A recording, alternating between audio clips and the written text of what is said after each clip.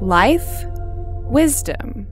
We're looking at the lower back here, and the structures of the lower back, you'll have a vertebra, and then in between the vertebra you'll have a little, it's what we call the disc, and the disc is a cartilage piece that's like a spacer in there. It provides a lot of cushion for our spines, and it is also gives space so that the nerves don't get pinched in your spine. Now, oftentimes when a person has had a misalignment in their spine for a long time, that disc can start to wear abnormally, and occasionally, and often with tragic results, it will actually herniate or bulge back. And anybody who's ever had a bulging disc can tell you they're very, very painful.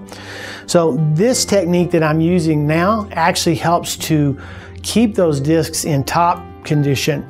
Unfortunately, if they've already been ruptured or have a problem, this is a good surgical alternative to that. We can actually get the disc repositioned and away from the nerve and get the person rehabilitated, oftentimes without surgery.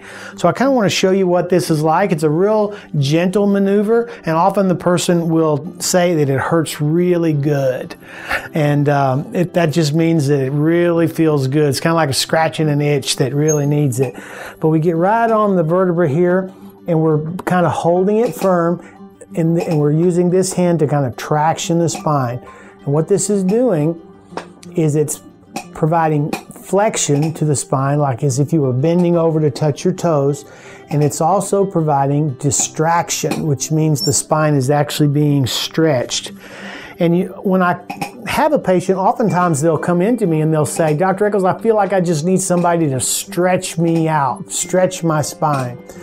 And that person is really telling you really what their problem is. They're telling you that they've got a pinched nerve in there. The spine is too compressed and it needs to be distracted or stretched. So this is what that does. Karina, how's that feeling on there? Feels great. Feels really good.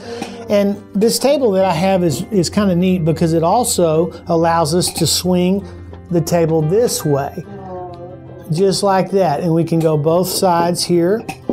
And oftentimes, depending upon which way the disc is herniated, will determine which way we want to swing this table. This is a really good technique for helping not only with herniated discs, but just for lower backs in general, to help keep those joints really nice and healthy. So don't wait till your spine breaks before you try to get it fixed. Just go ahead and keep it in good shape, and you'll be a lot happier in the long run.